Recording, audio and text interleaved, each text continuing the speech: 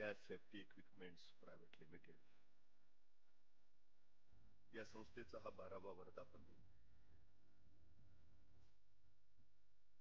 अनेकांच्या आयुष्यात ज्यांनी यशाचा भंडारा उधळायचं काम केलं ते सन्माननीय शशिकांतजी भंडारे आणि जाधवांच्या विकासानं अनेकांच्या आयुष्याच्या विकासाची वाट सुकर केली.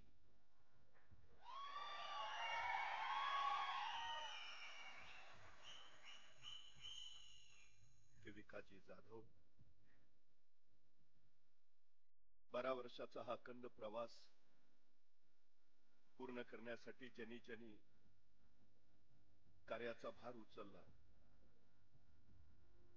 त्या साऱ्यांचा आभार सोहळा म्हणजे आजचा हा वर्धापन दिन. खर तर अनेकांच्या पाठीवर कौतुकाची थाप आजच्या दिवशी टाकली जाते. अनेकांना पुढे चल म्हणण्यासाठी प्रेरित केलं जातं. पुरस्कार सुद्धा 3 प्रकारचे असतात. ते नकाल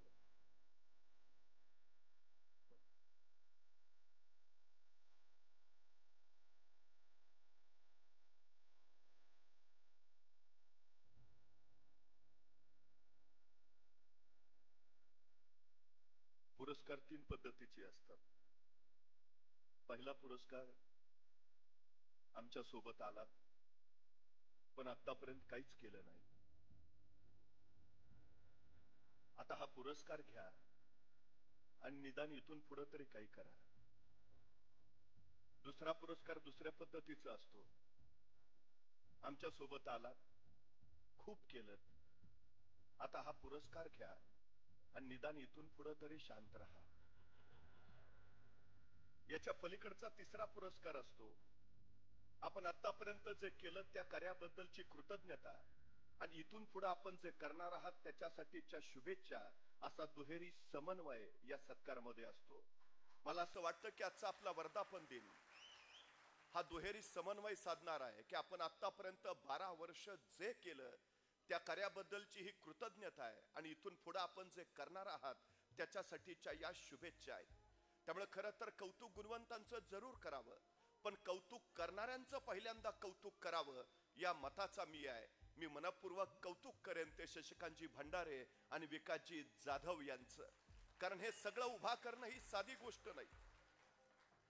12 वर्षामध्ये एवढं विश्व उभा करणं हे इतक्यात कुणाला सहज शक्य होत नाही. हे अशक्य असं काम यांनी पूर्ण करून दिलं. खरं तर वेळ अत्यंत महत्वाची असते. आमच्या बोलण्या वागण्यामध्ये आम्ही सातत्यानं त्या वेळेचा उल्लेख करत असतो. वेळ चांगली असते की वेळ वाईट असते, वेळ अनुकूल असते की वेळ प्रतिकूल असते. आमच्या बोलण्यातून या संदर्भातल्या बाबी सातत्यानं पुढे येत असतात. पण वेळ कधीच वाईट नसते आणि वेळ कधीच चांगली नसते. तुम्ही जर त्या वेळेचा योग्य वापर केला तर वेळ तुमच्यासाठी चांगली होते आणि तुम्ही जर त्या वेळेचा वापरच केला नाही तर ती वेळ तुमच्यासाठी वाईट असते. ही सगळ्यात महत्वाची गोष्ट चांगली वाईट नसते, तुम्ही त्याचा वापर कसा करता याच्यावर सगळं अवलंबून आहे. वेळ साठवता येत नाही, वेळ गोठवता येत नाही, घड्याळ बंद करून वेळ थांबवता येत नाही, दुसऱ्या कुणाचा वेळ उसना घेता येत नाही, आपला 1 तास कुणाला उधार देता येत नाही. वेळ एकदाच हाताशी येतो. ज्याला आलेल्या क्षणाची संधी करता आलं आणि संधीचं ज्याला सोनं बनवता आलं त्याला जिंकता येतं. ही सगळ्यात महत्वाची गोष्ट आहे. तुमच्या 12 वर्षाचा हा कालखंड तुम्ही कशा पद्धतीनं अनुभवला, उपयोगात आणला त्याच्यावर ठरतं तुम्ही यशस्वी की तुम्ही अयशस्वी. ही सगळ्यात महत्वाची गोष्ट आहे. तुम्हाला आयुष्याचं मोल कळायचं असेल तर पहिल्यांदा तुम्हाला तुमच्या हातात असलेल्या वेळेचं मोल कळालं पाहिजे. ही सगळ्यात मोठी गोष्ट. 5 वर्षाचं महत्व जर तुम्हाला माहिती करून घ्यायचं असेल तर निवडणुकीत पराभूत झालेल्या एखाद्या उमेदवाराला विचारा 5 वर्ष किती महत्वाची, तो सांगेल तुम्हाला 5 वर्षाचं महत्व. एका वर्षाचं महत्व जर तुम्हाला माहिती करून घ्यायचं असेल तर नोकरीनं मिळालेल्या एखाद्या बेरोजगार युवकाला विचारा, एक वर्ष किती महत्वाचं. तो महिन्याच्या पगाराचा आकडा काढेल, वर्षाचा हिशोब मांडेल, सांगेल माझं एवढं नुकसान झालं, त्यावेळी कळेल आम्हाला एक वर्ष किती महत्वाचं. एका महिन्याचं महत्व जर तुम्हाला माहिती करून घ्यायचं असेल तर मातृत्वाच्या वाटेवर असणाऱ्या एखाद्या स्त्रीला विचारा, 9 महिन्यातला एक महिना सुद्धा किती महत्वाचा, ती सांगेल तुम्हाला एका महिन्याचं महत्व. एका आठवड्याचं महत्व जर तुम्हाला माहिती करून घ्यायचं असेल तर एखाद्या साप्ताहिकाच्या संपादकाला विचारा, एक आठवडा किती महत्वाचा, तो सांगेल तुम्हाला आठवड्याचं महत्व. एका दिवसाचं महत्व जर तुम्हाला माहिती करून घ्यायचं असेल तर मजुरीनं मिळालेल्या एखाद्या मजुराला विचारा, मजुरी अभावी खोपट्यातली चूल ज्यावेळी पेटत नाही आणि चुलीतली आग ज्यावेळी पोटात पेटते त्यावेळी तो सांगेल तुम्हाला एक दिवस किती महत्वाचा. एका तासाचं महत्व जर तुम्हाला माहिती करून घ्यायचं असेल तर जगजेते अलेक्झांडरला जाऊन विचारा. जगाचा बादशाह होता, जगाचा सम्राट होता, पण मृत्यू शय्येवर पडला होता आणि आपल्या वैद्याकडे केविल वाणी प्रार्थना करत होता, एक एक एक तास मला जगवा, फक्त फक्त एक तास जगवा. त्या जगजेते अलेक्झांडरला विचारा, एक तास किती महत्वाचा. एका मिनिटाचं महत्व जर तुम्हाला माहिती करून घ्यायचं असेल तर अमेरिकेच्या वर्ल्ड ट्रेड सेंटरवर ज्यावेळी विमान हल्ला झाला, तो विमान हल्ला होण्यापूर्वी त्या इमारतीतनं फक्त 1 मिनिट आधी सुरक्षित बाहेर पडलेल्या एखाद्या इस्माला विचारा, 1 मिनिट किती महत्वाचा. आणि एका सेकंदाचं महत्व जर तुम्हाला माहिती करून घ्यायचं असेल तर ऑलिम्पिक मध्ये फक्त एका सेकंदासाठी सुवर्ण पदक हुकलेल्या एखाद्या धावपटूला विचारा, 1 सेकंद किती महत्वाचा. सेकंदा, मिनिटा, तासाचं मोल जर एवढं असेल तर तुम्हाला लाभलेल्या आयुष्याचं मोल किती असेल हा सगळ्यात आणि सगळ्यात महत्वाचा विषय आहे. या जगात तुमच्यावर दुसरा कुणीही बंधनं घालू शकत नाही. या जगात फक्त तुम्हीच तुमच्यावर बंधनं घालू शकता.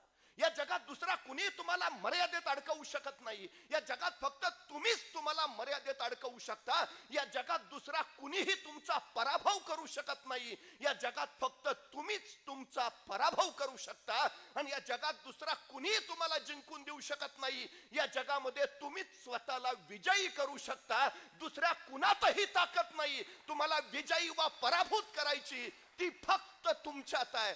हे पहिलं आमच्या लक्षात आलं पाहिजे. आम्ही दोष देत बसतो, आमची परिस्थिती नव्हती हो, तू गप.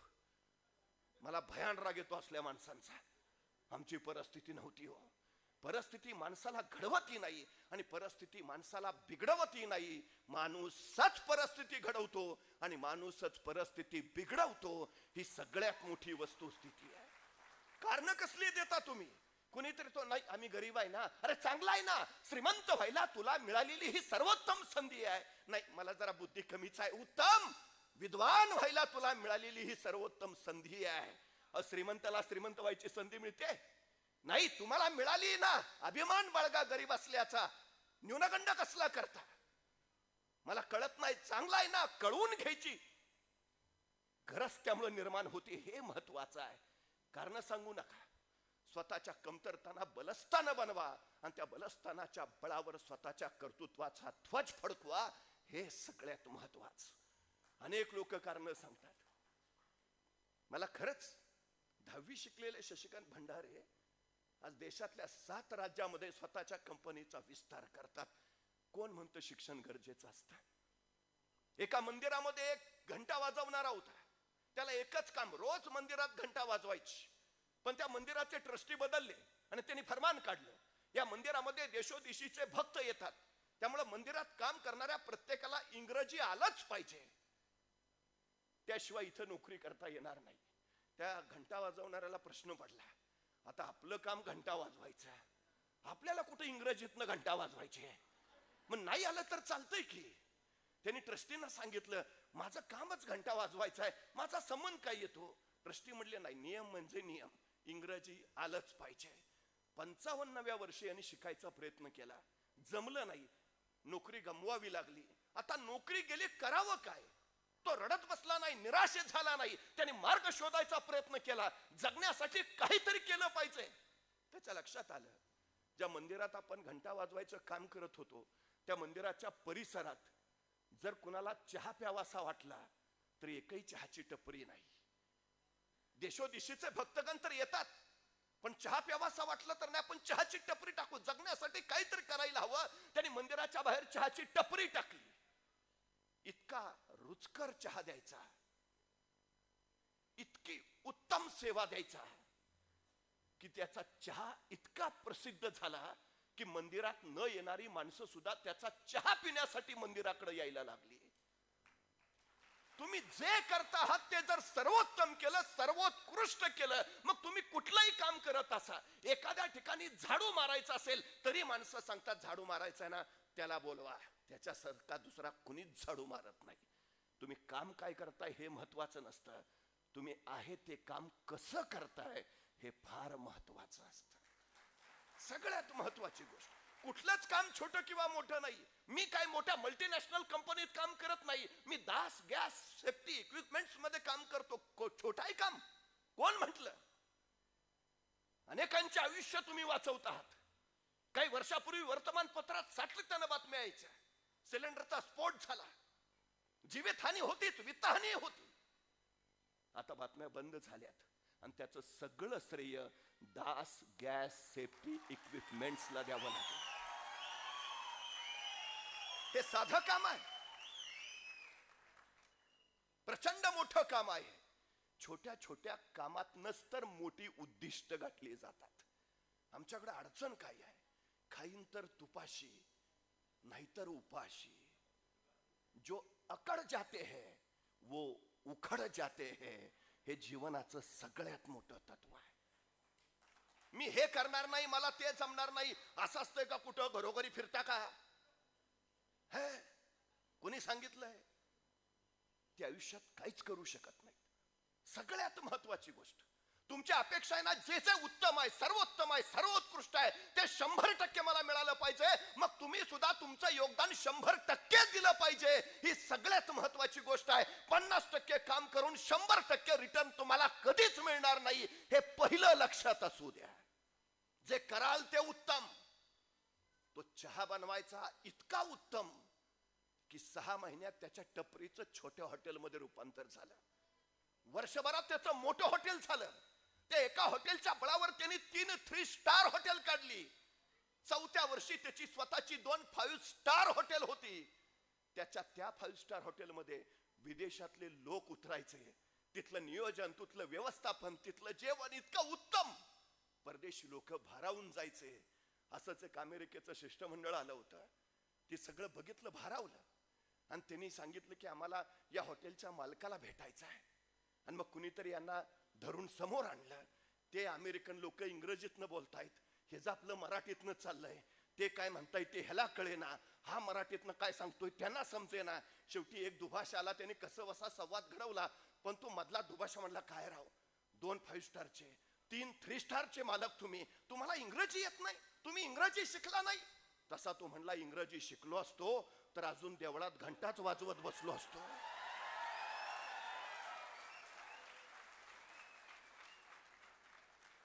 कारण कसली सांगता, हे येत नाही, ते येत नाही, ते येत नाही, हे येत नाही? अजिबात नाही. अहो, सचिन तेंडुलकर 12वीला इंग्रजीत नापास आहे, पण आज 12वीच्या इंग्रजीच्या पुस्तकात सचिन तेंडुलकर वर धडा आहे. यशाचा धडा गिरवायला एवढा धडा पुरेसा आहे. कसली कारण देता तुम्ही? प्रत्येक गोष्ट तुम्ही काय आहात यावर नाही, तुम्ही काय करता आहात यावर अवलंबून आहे. हे पहिलं आपल्या लक्षात आलं पाहिजे. सगळ्यात सामर्थ्यशाली गोष्ट तुमच्याकडे आहे, तुमचं मन. जगात सगळ्यात सामर्थ्य जर कुठले असेल तर या मनात आहे. अणुबॉम्ब नाही, त्यापेक्षा अधिक ताकद तुमच्या मनात आहे. तुमचं मन ठरवतं आणि तुम्ही जे ठरवता तेच घडतं. ही वस्तुस्थिती आहे. कोणाला जर वाटत असेल, नाही मला वाटलं नव्हतं देव माझ्यावर अशी अवकृपा करेल, देव नाही, तूच केली आहे. कारण तुझ्या मनातच तो विचार आहे. हे सगळ्यात महत्वाचं आहे. बाहेर पाऊस अखंड पडतच असतो. तुम्हाला पाणी किती मिळेल? जेवढं तुम्ही भांड घेऊन जाल तेवढं मिळेल. मग पावसाला दोष देण्यात काय अर्थ आहे? नाही आम्हाला पाणीच मिळालं नाही. तू तांब्या घेऊन गेलता, तलाव काढून ठेवायचा ना, वर्षभर पुरेल एवढं पाणी मिळालं असतं. दोष पावसाला देऊ नका, दोष नियतीला देऊ नका, दोष परिस्थितीला देऊ नका. तुम्ही काय करताय? तुम्ही काय विचार करताय त्याच्यावर ठरतं तुम्हाला काय मिळणार आहे. ते सगळ्यात महत्वाची गोष्ट. मनाचे दोन प्रकार पडतात, एक बहिर्मन आणि दुसरं अंतर्मन. बहिर्मन निर्णय घेतं आणि अंतर्मन अंमलबजावणी करतं. बाहेरच्या मनात ज्या गोष्टीचा तुम्ही सतत विचार करत असता, अंतर्मन त्याची अंमलबजावणी करायला सुरुवात करत असतं. तुमच्या लक्षात येत नाही ते, आणि आपण वाटतो असं कसं झालं, तेच तर ठरवलं होतंस तू. दुसरं होणारच नाही तुझ्या हातून, कारण वेगळं काही करायचं सामर्थ्य दुसऱ्या कुणातच नाही. ही पहिली गोष्ट आम्ही लक्षात ठेवली पाहिजे. तुम्ही जे ठरवता, जो विचार करता, तेच घडतं.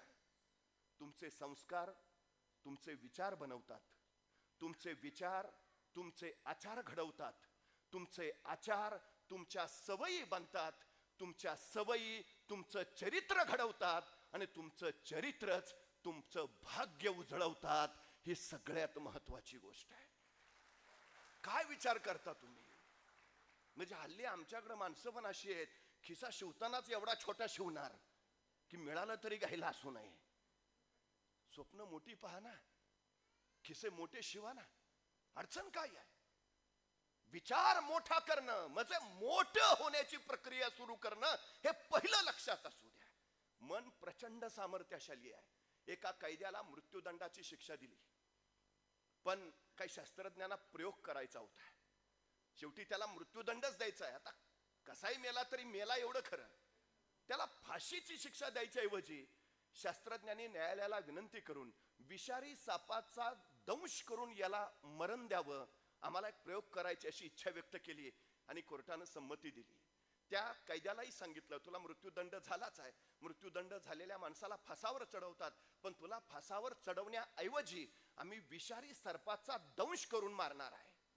दिवस ठरला, वेळ ठरली, सगळं झालं. त्या कैद्याला सांगितलं, काही क्षणात आता तुला विषारी सर्पाचा दंश होईल.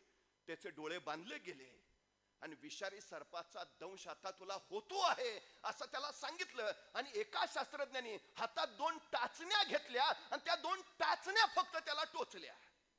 झाला तुला दंश. अर्ध्या तासात त्याचं शरीर काळं निळं पडलं, आणि पुढच्या 1 तासात तो तोंडातून फेस येऊन मरण पावला. प्रत्यक्षात दंश झाला होता, पण त्याच्या मनानं गृहीत धरलं, मला चावलाय, संपला. तुमचं मन काय ठरवतं तेच घडतं, ही पहिली गोष्ट लक्षात ठेवा. त्यामुळे पहिला मनाला विचार करायची सवय लावा. तो मोठा विचार, उत्तम विचार, सर्वोत्तम विचार, सर्वोत्कृष्ट विचार, ही सगळ्यात महत्वाची गोष्ट आहे. सगळ्यात. काही माणसं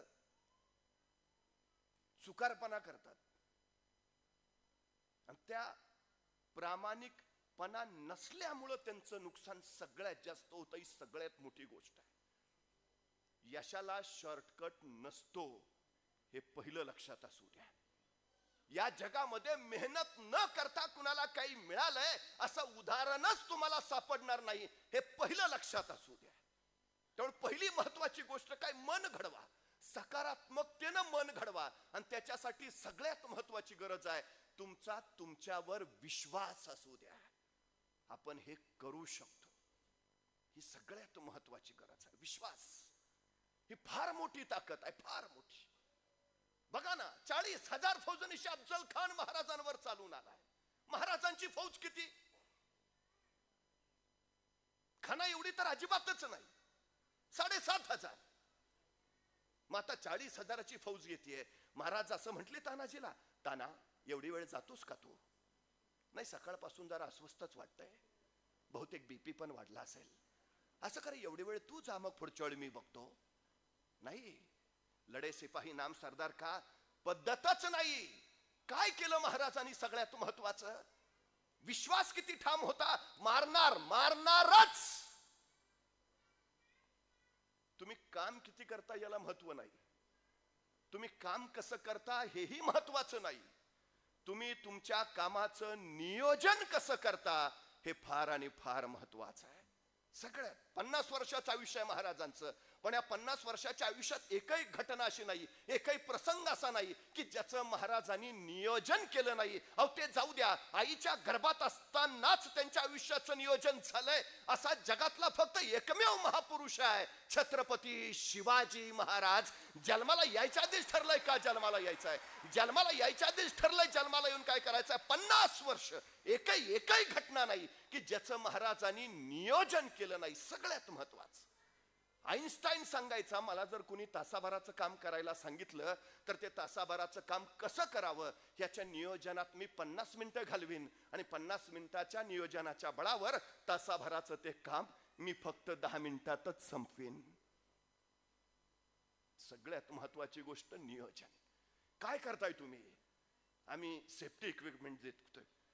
कुठं विकायचे? ज्यांच्या घरात गॅस आणि सिलेंडर आहे त्यांच्याकडे विकायचे.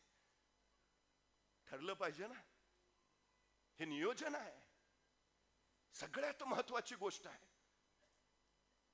सगळ्यात काय नियोजन करताय तुम्ही? काय करताय, कसं करताय, कुठं करताय, कधी करताय, या गोष्टीची चर्चा करून नियोजन ठरवणं हे यशाकडे जायचं सगळ्यात पहिलं पाऊल आहे. सगळ्यात. एका चप्पल बनवणाऱ्या कंपनीनं त्यांच्या एका सेल्समनला आदिवासी भागात पाठवलं आणि सांगितलं, जा त्या भागात आपल्याला किती मागणी आहे ते जरा मार्केट आहे ते बघून ये. तो गेला सेल्समन, सगळं फिरून परत आला. म्हणलं, हे काय उपयोग नाही, आपल्याला अजिबातच तिथं मागणी नाही. म्हणे काय, चपलाच कोण घालत नाही. हे विषयच नाही. काय दृष्टिकोन तुमचा? ते आदिवासी आहेत, जंगलात अनवाणी पायानंच फिरतात, त्यांना चपलांची गरजच नाही, आपल्या चपल्या कोण घेणारच नाही, संपला विषय. मग काही दिवसानंतर कंपनीच्या मॅनेजरनं दुसऱ्या सेल्समनला सांगितलं की त्या आदिवासी भागात जा आणि तिथं आपल्या चपलेला मार्केट आहे का बघून ये. तो सेल्समन गेला, 2 दिवसांनी आला, तो पळत पळतच आला. म्हणला 100% मार्केट आहे. म्हणले कसं? अहो कोणच चपल्या घालत नाही, ज्यावेळी घालायला लागतील त्यावेळी आपल्याच घातल्या पाहिजेत. म्हणून जातानाच 5 जोड घेऊन गेलतो, घेऊन वाटून आलोय. आता पुढच्या वेळी मार्केटच आपलं तिथं पण पोचतच नाही. दृष्टिकोन काय आहे तुमचा? हा दृष्टिकोन जन्माला कुठून येतो? तुमच्या बिलीव्ह सिस्टीम मधनं येतो. तुमचा विश्वास किती आहे? विश्वास. हा विश्वास कशावर ठरतो? मोकळ्या भुरट्या गोष्टींवर नाही, त्याला अभ्यास गरजेचा असतो. सगळ्यात महत्वाचा. नाही ते अभ्यास शशिकांत भंडारे करतील ना, आपलं काम आहे का ते? आपलं विकायचं काम आहे. नाही कुठं जायचं ते विकास जाधव बघतील, आपलं फक्त जायचं काम आहे. नाही, तुम्ही यशस्वीच होऊ शकत नाही, पहिली सगळ्यात महत्वाची गोष्ट आहे. का नाही? जे काम तुम्ही करताय त्याचा सखोल अभ्यास असल्याशिवाय त्या क्षेत्रामध्ये तुम्ही यशस्वीच होऊ शकत नाही, ही सगळ्यात महत्वाची गोष्ट आहे. तुम्ही ज्याच्या घरी जाल त्याला तुमची गोष्ट पूर्ण समजावून सांगणं, त्याच्या प्रत्येक प्रश्नाचं उत्तर तुम्हाला देता येणं आणि समोरच्या व्यक्तीचं पूर्ण समाधान करणं, हे पहिलं तुमचं काम आहे. हा विश्वास जर तुम्ही दिलात हे तुमच्यासाठी योग्य आहे तर तो माणूस तुमची वस्तू घेईल. पण तुमचाच अभ्यास नसेल, नाही मी तुम्हाला साहेबांना विचारून सांगतो, ते म्हणतील विचारून ये.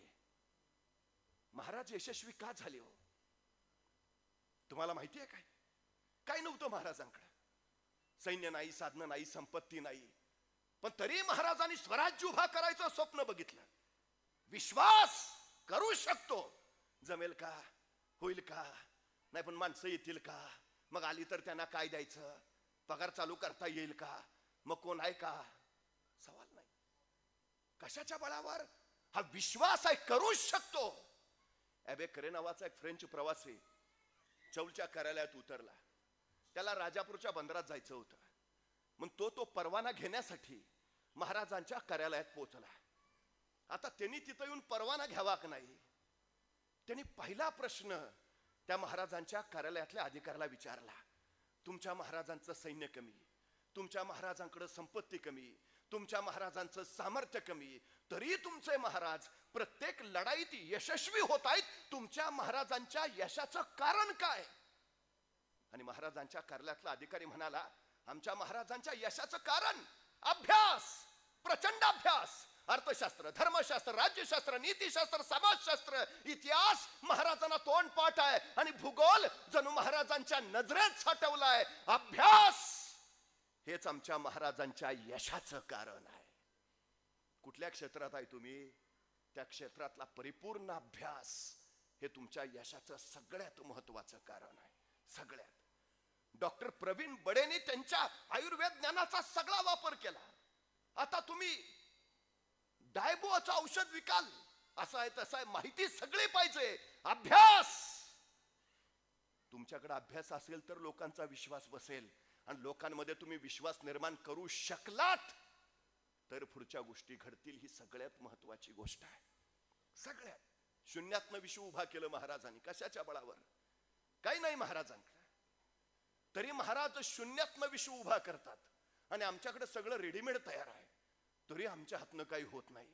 नाहीतर एखाद्याला ढाल द्यावी, तलवार द्यावी, एवढंच काय त्याला घोड्यावर नेऊन बसवावा, त्याच्या पुढे जाऊन त्याला रणांगणात नेऊन सोडावा आणि मग म्हणावं लेका आता तरी लढ, तरी पट्ट्या निवांतच. अरे लढ की. तुमचा लढू कसा? एका हातात ढाल आहे, दुसऱ्या हातात तलवार आहे, दोन्ही हात एंगेज आहेत, मग लढणार कसा? अरे मग निदान पळून तरी जा. पळू तरी कसा? घोड्यावर बसलोय दिसत नाही का? जो बाजूनी अडचण आहे.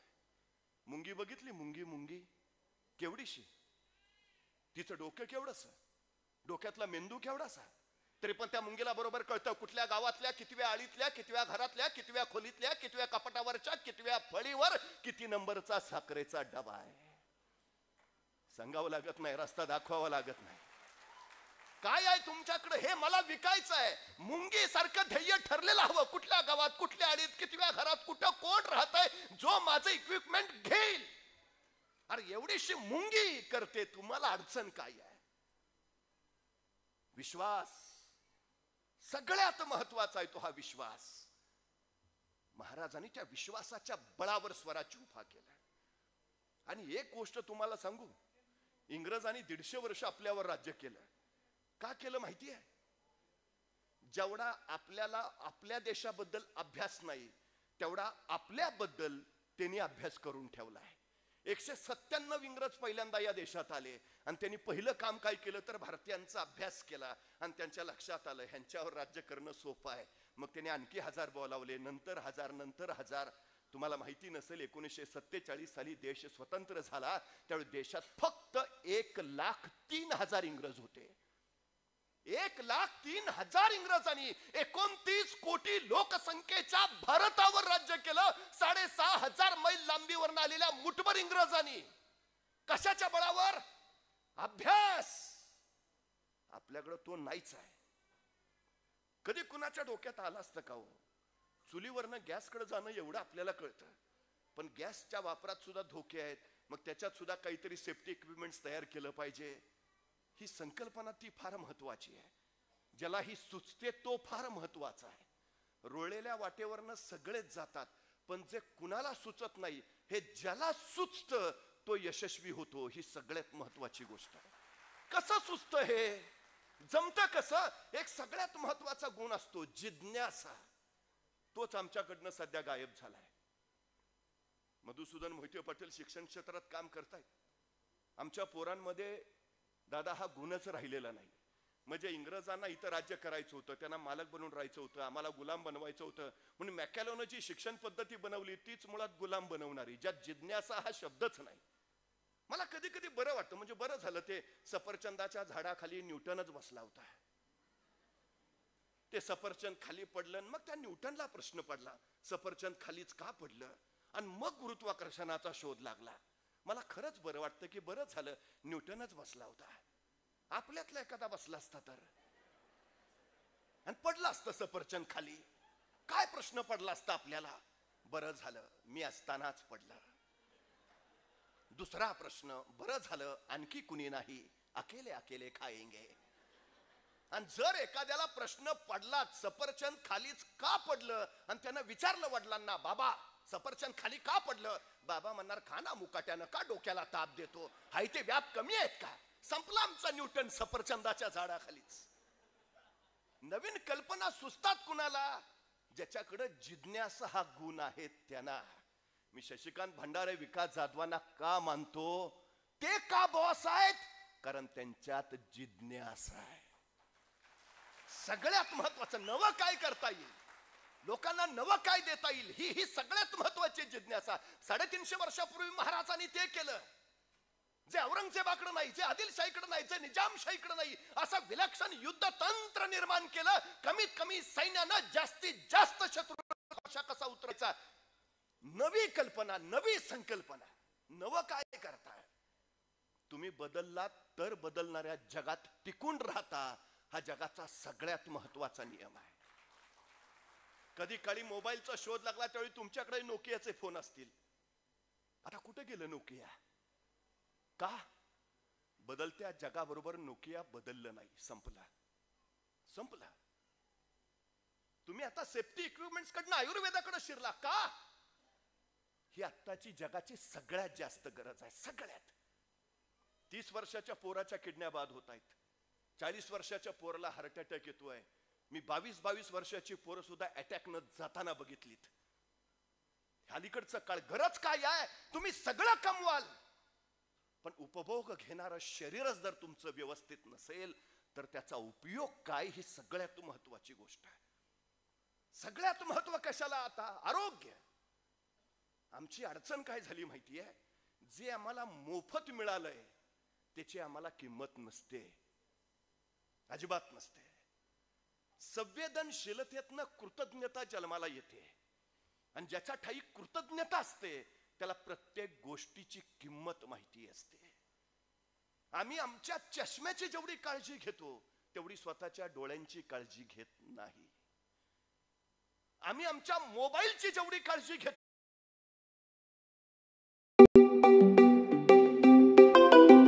Incoming voice call from KL2. Incoming voice call from KL2. Incoming voice call from KL2. Incoming voice call from KL2. तेवढी स्वतःच्या हृदयाची काळजी घेत नाही. जगाच्या पाठीवर भाकरी टाकली की रक्त तयार होऊन बाहेर पडतं, असं अद्याप एकही यंत्र तयार झालेलं नाही.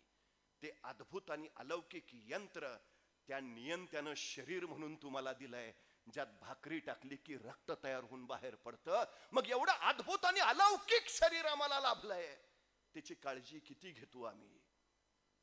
सगळ्यात महत्वाची गोष्ट आहे. एखाद्या माणसाला हार्ट अटॅक येतो, बायपास करावी लागते. बायपास करणं म्हणजे हृदयाची खराब झाली रक्तवाहिनी काढायची, दुसरी जोडायची, त्या रक्ताला बायपास करून द्यायचं. या शस्त्रक्रियेला साधारण खर्च येतो 3 लाख रुपये. म्हणजे आमच्या हृदयाजवळ मुख्य 3 रक्तवाहिन्या आहेत. एका रक्तवाहिनीची किंमत जर 3 लाख, हृदयाजवळ अशा मुख्य 3 रक्तवाहिन्याबरोबर 1 लाख रक्तवाहिन्यांचं जाळं आहे. मग एका रक्तवाहिनीची किंमत 3 लाख, 1 लाख रक्तवाहिन्यांची किती झाली?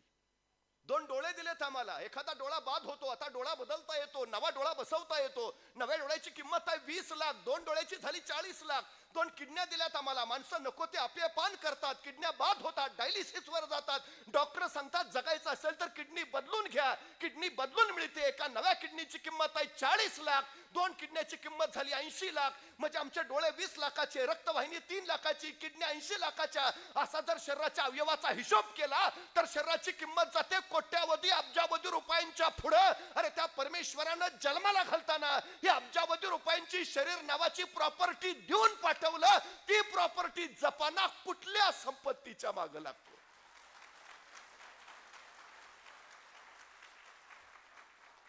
कौतुक का करायचंय तुमचं? हे जे मिळालंय ना, ती प्रॉपर्टी जतन करण्यासाठी तुम्ही आयुर्वेदात उतरला, याचं कौतुक आहे. पैसा कुठल्याही क्षेत्रात कमावता येतो. पैसा काय, केसावर फुगे विकणारे सुद्धा रोज कमावतात. ते अवघड थोडंच आहे, अजिबात नाही. काय करताय हे सगळ्यात आणि सगळ्यात महत्वाचं आहे. सगळ्यात. त्यामुळे आरोग्य, आणि जितकं इतरांच्या आरोग्याची आपण काळजी घेतो ना, तितकी आपल्याही आपण घेतली पाहिजे ना. सगळ्यात महत्वाची. अहो किती उदाहरणं तुम्हाला सांगावीत. बिथोवेन माहिती आहे? जागतिक पातळीचा संगीतकार आहे, पण जन्मताच बहिरा होता. बहिऱ्या माणसानं संगीत तयार केलंय आणि ऐकू शकणाऱ्या क्षमता असणाऱ्या लोकांनी त्याच्यावर नृत्य केलं. इतकं भारावणारं संगीत बहिऱ्या माणसानं तयार केलं. रामायण पूर्वी लागायचं टीव्हीवर सकाळी 10 वाजता. त्या रामायणाची सुरुवातीचं जे गाणं आहे आजही लोकांच्या लक्षात असेल, कथाश्री, त्याचं संगीतकार आंधळे असणाऱ्या रवींद्र जैनांनी दिलंय. आंधळे होते. चांगल्या धडधाकट माणसाला एव्हरेस्ट चढता येत नाही. एखादा चढला तर तो कीर्तिमान होतो. दोन्ही डोळ्यांनी आंधळा असलेला तो एव्हरेस्ट पार करून झालाय. त्याला विचारला, रे चांगल्या माणसाला जमत नाही, तू आंधळा एव्हरेस्ट चढला कसा? म्हणला आंधळा आहे म्हणूनच चढलो. म्हणले कसं? अहो ज्याला दिसतंय त्याला अडथळेच दिसणार. मला डोळेच नाही त्यामुळे अडथळे दिसायचा विषयच नाही, त्यामुळे भीती वाटायचा प्रश्नच नाही. कमतरताना बलस्तानं माना. तुम्हाला इस्कॉन माहिती असेल, ते भगवान श्रीकृष्णाचा विचारांचा प्रचार प्रसार करतात. अनेक अत्यंत शिकलेली मुलं काम करतात त्यात. आणि मग ती श्रीमद भगवद्गीताची पुस्तकं जागोजागी जाऊन विकतात. एक 10 जणांची टीम असते रोज. मग त्यांचे जे प्रमुख असतात त्यांनी त्यांना बोलावलं, म्हणे आज किती किती कराल? मग सगळ्यांनी सांगितलं मी 10. म्हणले ठीक आहे, सगळ्यांनी 10 घेऊन जा. आणि मग एक जण तेवढ्यात पळत आला, मला पण 10 द्या. ते प्रमुख बघतच राहिले. अरे म्हणले तू तोतरा आहेस, तुला नीट बोलताच येत नाही. म्हण बरं भगवद्गीता. तुम्हाला भगवद्गीता त्याचं त्यालाच कळेल, तू कसा विकणार? तू बोललेलं लोकांना कळत नाही, तुला जमणार नाही, तू बाजूला सर. नाही नाही म्हटले, मला जमेल, मला द्या. हट्टाला पेटला. शेवटी त्या प्रमुखांनी त्यालाही 10 भगवद्गीता दिल्या. म्हणले जा. त्यांना माहिती होतं धडधाकट आहे ते कदाचित विक्री करू शकतील, पण हा चोचरा काही भगवद्गीता विकणार नाही. संध्याकाळी ज्यावेळी सगळे परत आले त्यांनी विचारलं तू किती विकल्या? म्हटला 5. तू 4, तू 3, तू 2. आणि तोतऱ्याला विचारलं तू? माझ्या 10च्या 10 गेल्या. 10च्या 10 गेल्या? हा गेल्या. अरे चांगल्या धडधाकट माणसाला जमलं नाही, तुला कसं जमलं? म्हणला काही नाही, मी प्रत्येकाच्या घरातमोल गेलो, दाल वादवलं. ते बाहेर आल्यावर त्यांना एवढंच म्हणलं, गीता विकत घेऊन वाचताय का वाचून दाखवू? ते म्हणले तू वाचून नको दाखवू, आम्ही घेतो आणि वाचतो.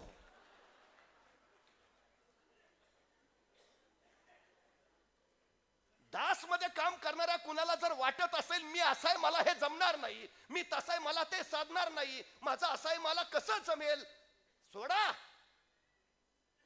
नीट बोलता न येणारा माणूस जर भगवद्गीता विकू शकतो, अहो तुम्हाला काय अवघड आहे?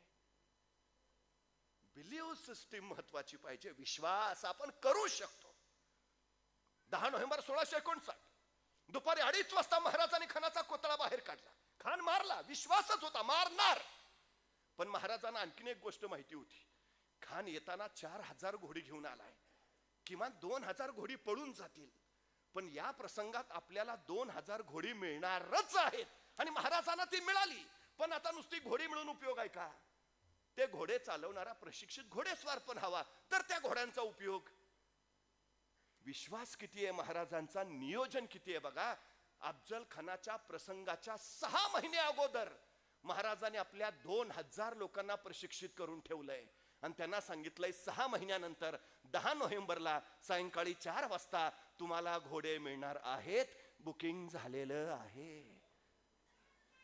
हा विश्वास करणार तोच तुम्हाला यश देतो. या बिलीव्ह सिस्टीम मधनं आणखीन एक महत्वाचा गुण बाहेर येतो, ज्याला मी दृष्टिकोन म्हणतो.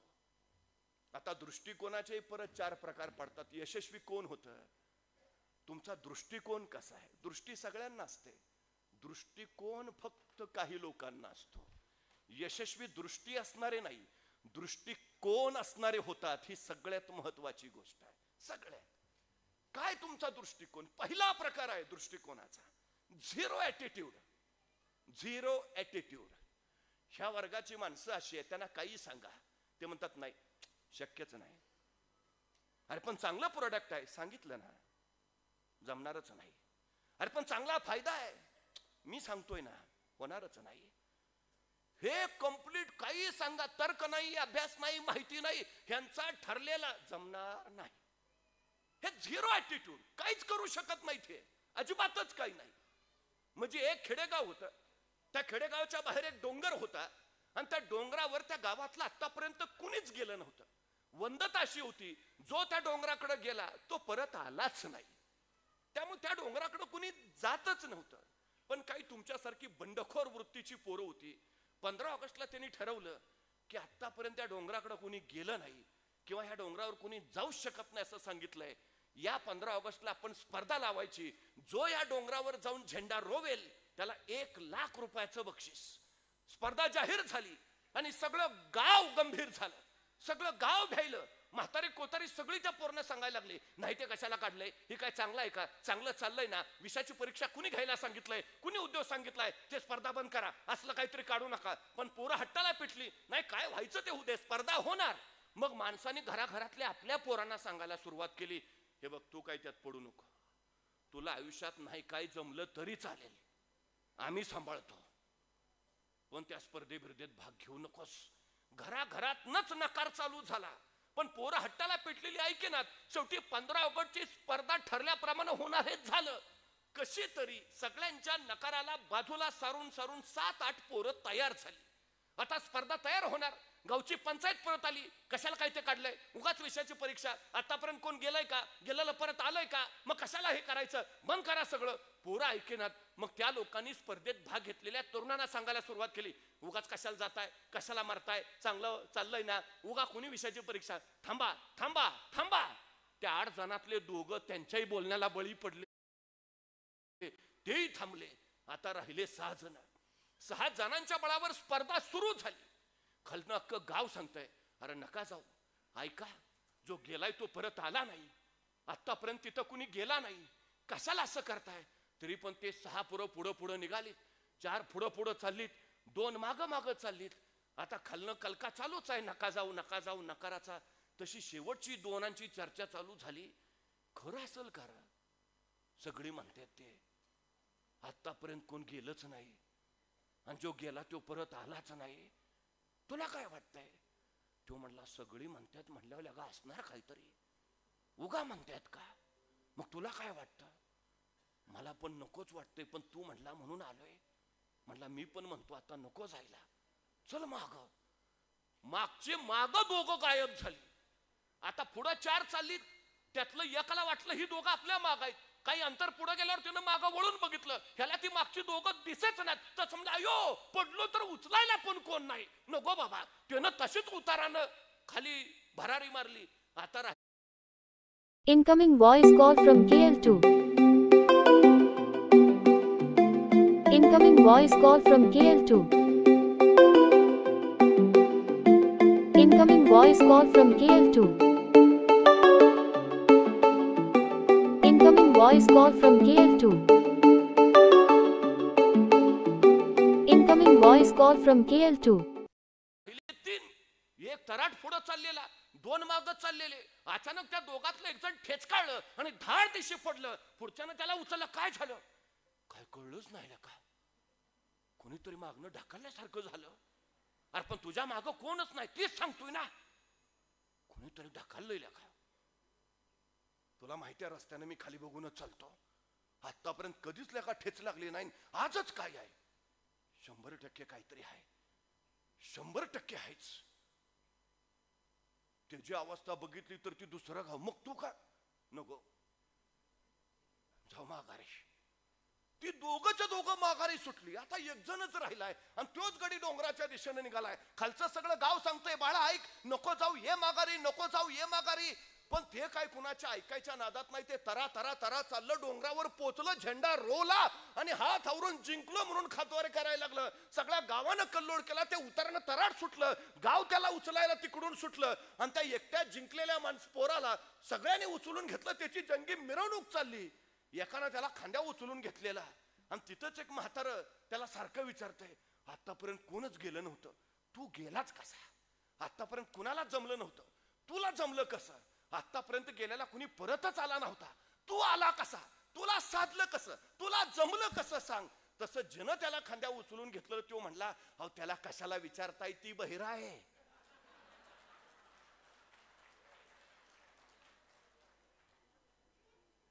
पोचतं कोण?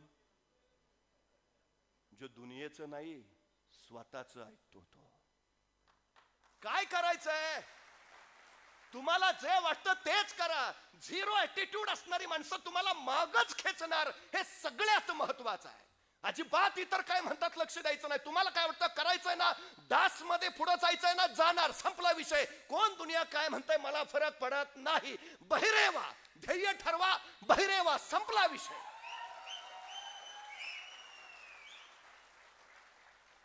झिरो ऍटिट्यूड अजिबात डोक्यात ठेवायचा नाही, कुणाचंच ऐकायचं नाही. मी वारंवार सांगतो, तुम्हाला किती कमवायचे?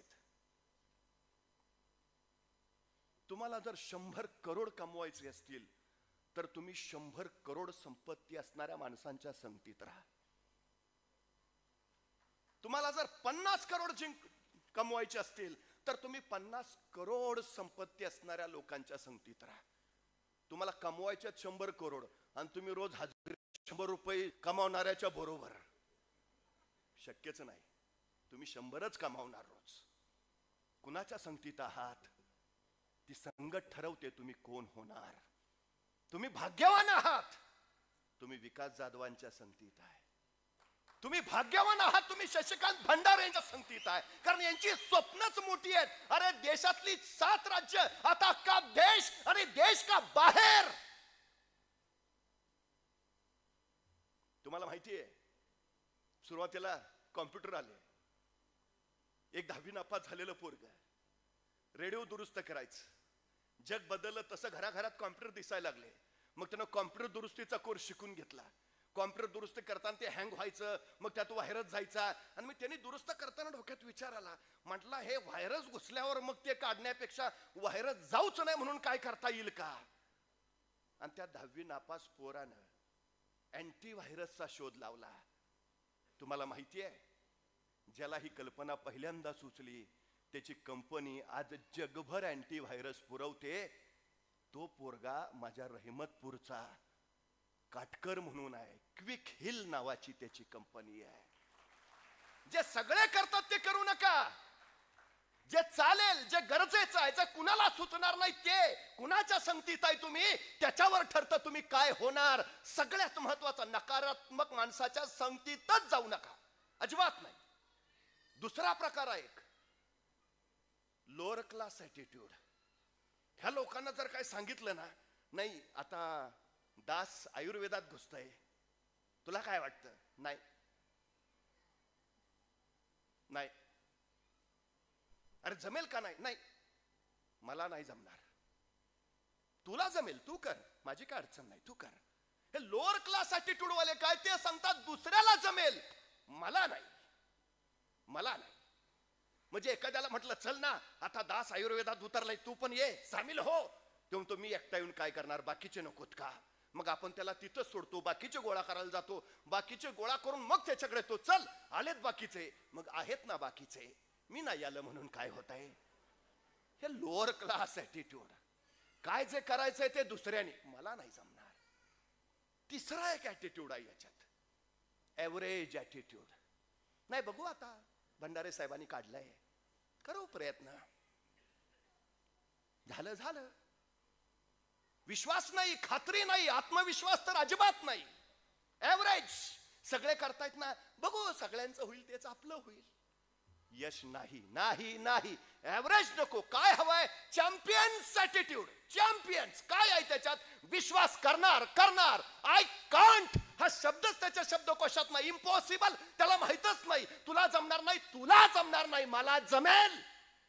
हा चॅम्पियन्स ऍटिट्यूड आहे. जमेल. तुम्हाला सांगा,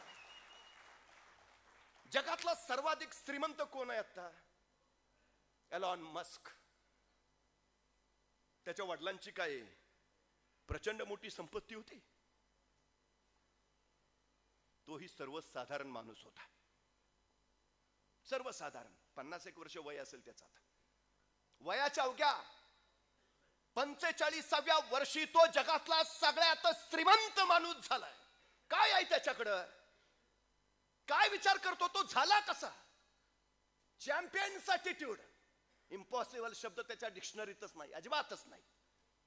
सगळ्यात महत्वाचं त्याच्या यशाचं कारण एकदा त्याला विचारलं, तो म्हणतो मी पुढच्या 10 वर्षात काय करायचं आहे हे आधी ठरवतो. ठरवूनच टाकतो मला पुढच्या 10 वर्षात काय करायचं आहे. त्याने विचार काय केला माहितीये? 2050 पर्यंत पृथ्वीच्या पोटातलं पेट्रोल आणि डिझेल संपून जाईल. 2090 ला पृथ्वीच्या पोटातला गॅसही संपून जाईल. 2100 ला गाड्या कशावर पळतील? आम्ही डिझेल मिळेल का पेट्रोल मिळेल का हा विचार करतो, पण 2050 ला ते संपणार आहे. 90 ला गॅस संपणार आहे. मग 91 ला गाड्या पळवायच्या कशा याचा विचार त्या एलॉन मस्कनं आधी केला.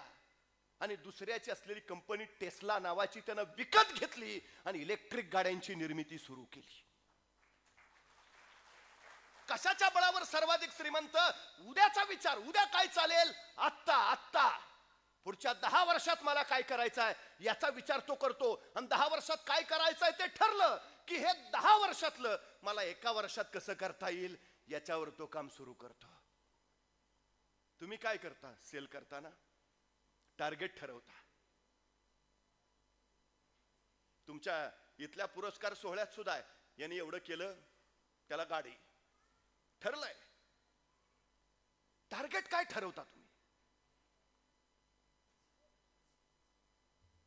मी 1000 इक्विपमेंट्स विकेन, 2000, 5000. एलॉन मस्क असं म्हणतो की मी एका महिन्यात 1 लाख इक्विपमेंट 1 लाख. मग बाकीचे झिरो ॲटिट्यूड आले, शक्य तरी आहे का? काहीतरी उगा काय, तुला शक्य नाही, मला शक्य आहे. कारण तो झिरो ॲटिट्यूड वाला काय करतो, ते म्हणलेत ना साहेब 100 चालतील, 100 जायतील.